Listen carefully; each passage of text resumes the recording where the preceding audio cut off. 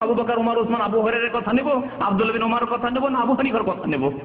জবাবে তিনি বলছেন উতরুকু কওলি লিকাউলি সাহাবা, সাহাবায়ে কেরামের কথা যদি পেয়ে যাও তা আমার কথাকে ছেড়ে দিয়ে অন্য জায়গায় বলেছেন তিনি যে ইজরিবু কওলি ওরজাল হায়াত, দিওয়ালে ছুঁড়ে মারি আমার কথা, এই কথা বলেছেন তিনি। তারপরে তাকে যখন জিজ্ঞাসা করে 3 নম্বরে যে আপনার কথা যদি তাবেঈনদের কথার বিরোধী হয়, তখন তিনি বলেছেন হুম রেজাল ওয়া নাহনু রেজাল, তারাও মানুষ আমরাও মানুষ।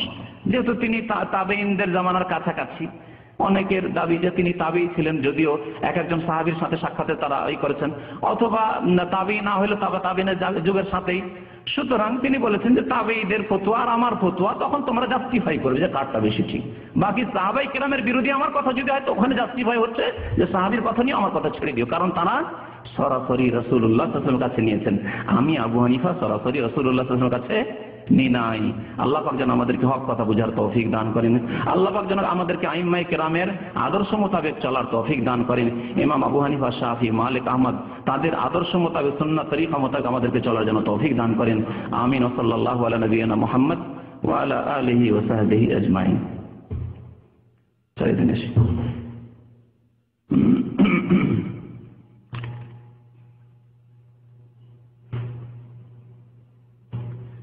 রফাদানের কথা বলেছে, রফাদানের ফতোয়া মাসলা চলে এসেছে।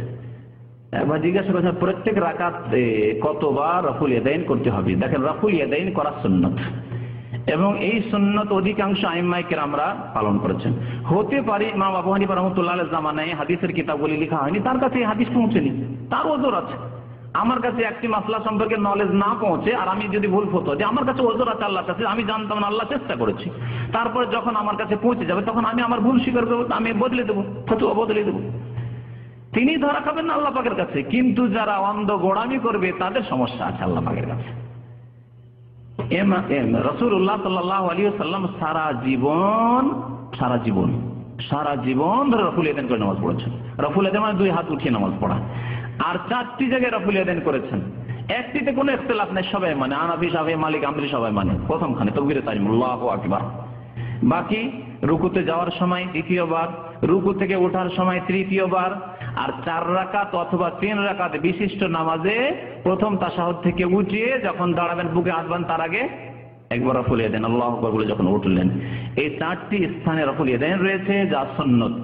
আরো মজার কথা শুনবেন আপনাদের, শুনে আপনাদের অবগতির জন্য। আল্লামা শাহ ওলিউল্লাহ মুহাদ্দিস দেহলভী রাহমাতুল্লাহ আলাইহি বংশগত বড় হানাফি আলেম। তার পিতা এত বড় হানাফি আলেম ছিলেন, ফাকিহ ছিলেন আব্দুর রহিম সাহেব, যে বাদশাহ আলমগীর, ভারতের বাদশাহ, দীর্ঘদিনের বাদশাহ তিনি। বাদশাহ আলমগীর ইচ্ছা করলেন যে একটি আমি ফতোয়ার কিতাব, ফিকহের কিতাব লিখবো, কিন্তু তিনি তো বাদশাহ, দেশ চালনায়, তারপর তার চাইতে বড় বড় আলেম দেশে আছে। তো তিনি আলেমদের একটি কমিটি গঠন করলেন। সেই কমিটির একজন ছিলেন শাহ আব্দুর রহিম রহমতুল্লাহ আলাইহি, শাহ ওলিউল্লাহ মুহাদ্দিস দেহলভীর পিতা। এই যে ফতোয়া আলমগীরি যে ফতোয়ার কিতাবগুলিতে বা এর কিতাবে পাচ্ছেন আপনি আপনার ম্যাগাজিনে, পত্র পত্রিকায় আলেমদের লিখনিতে পাচ্ছেন, হানাফি আলেমদের ওই ফতোয়া আলমগীরি মানে ওই আওরঙ্গজেবের সংকলন করা ফতোয়া এবং তার জামানার আলেমদের ওই সংকলিত ফতোয়া। তো বাদশাহ আলমগীরের জামানার কথা, শাহ ওলিউল্লাহ মুহাদ্দিস দেহলভীর কথা বলছিলাম, যে তিনি পারিবারিক দিক দিয়ে হানাফি আলেম, কিন্তু তার কিতাব কোরআন এবং হাদিসের দিকে দাওয়াত, কোরআন এবং হাদিসের দিকে আহ্বান করেছেন।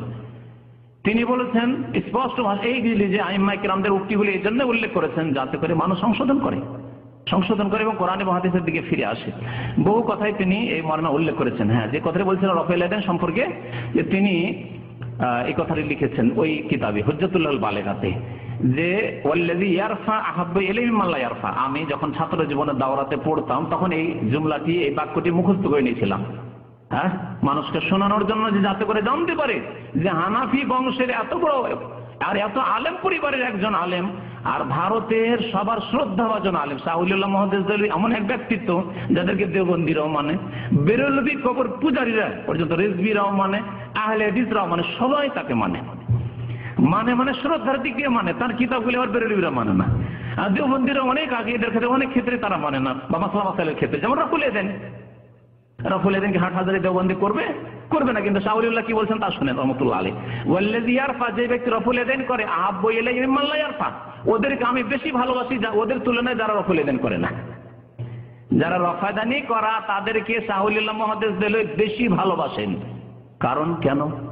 যারা রফাদানি করে নামাজ পড়ে তাদেরকে তিনি ভালোবাসেন, অথচ তিনি বংশের দিক দিয়ে হানাফি আলেম। বলছেন লিআন্না আহাদিসার রাফি আকসারু ওয়া আসবাতু, কারণ রফুল হাদিসগুলি সবচেয়ে বেশি সংখ্যার দিক দিয়ে এবং সবচেয়ে বলিষ্ঠ মজবুত। তো মজবুত তরিকার উপর আমল করবে, নবীর সহিহ হাদিসের উপর আমল করবে, সহিহ হাদিস মোতাবেক নামাজ পড়বে, তাদেরকে আমি বেশি ভালোবাসি। এই কথা বলেছেন শাহুলিল্লাহ মুহাদ্দিস দেহলভী রহমতুল্লাহ আলাইহি, যার কথা বললাম যে এই কথাগুলি তার কিতাবে রয়েছে। বলছেন যে আমার ভাই, আমার ছোট বোন অসুস্থ আছে, তার জন্য একটু দোয়া করবেন, আল্লাহ পাক যেন সুস্থতা দান করেন। যে আরো যেসব ভাই বোনেরা অসুস্থ রয়েছেন আল্লাহ যেন সুস্থতা দান করেন, আল্লাহ পাক যেন আমাদেরকে ভালো রাখেন, আল্লাহ যতদিন রেখেছেন আমাদের ঈমানের অবস্থায় রাখেন।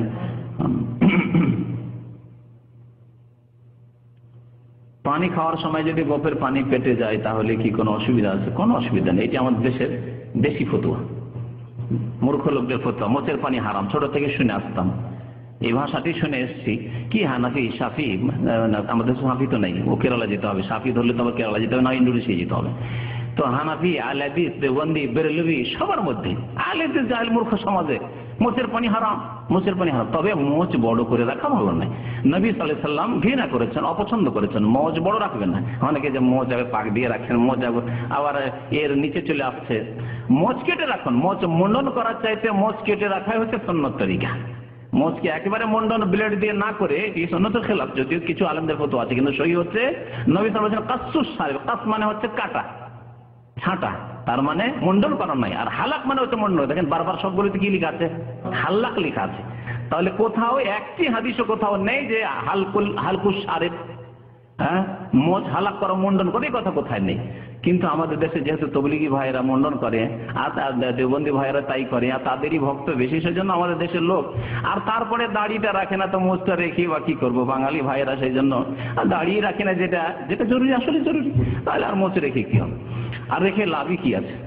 তো যাই হোক, দাড়ি রাখতে হবে এবং তার সাথে মোচ ছোট করতে হবে, তাহলে সুন্নতি তরিকার উপর আমল হবে।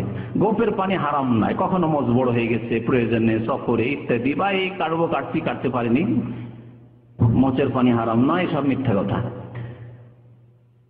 কোন মহিলার পেটে সন্তান আসলে যখন নামাজ পড়বে তখন দাঁড়িয়ে নামাজ পড়তে অসুবিধা হলে বসে নামাজ পড়তে পারবে? হ্যাঁ, অবশ্যই বসে পড়তে পারবে, কেন পারবেন না? নবী সাল্লাল্লাহু আলাইহি সাল্লাম অসুস্থতাকে, অসুবিধাকে ওযর বলেছেন।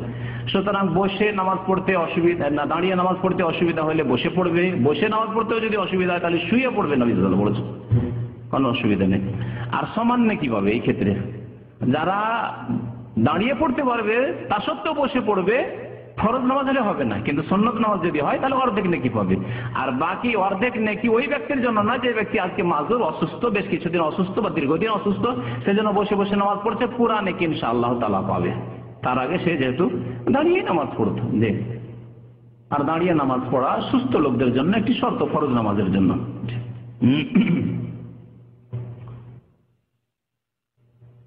ওমর রাদিয়াল্লাহু তাআলা সংক্ষিপ্ত জীবনী, এটা কি প্রশ্ন উত্তরে জানা যায়? এর জন্য আমার বক্তব্য আছে, বছর 2-3 বছর আগে বক্তব্য করা হয়েছে। 4 খলিফার উপর বক্তব্য আছে, আবু বকর, ওমর, ওসমান, আলী, 4 খলিফার বক্তব্য আছে। যার জানার ইচ্ছা আছে ইসলামিক সেন্টারের লাইব্রেরি থেকে ক্যাসেট সংগ্রহ করে নেবেন। ওয়া সাল্লাল্লাহু আলা নবিয়িনা মুহাম্মদ ওয়া আলা আলিহি ওয়া সাহবিহি।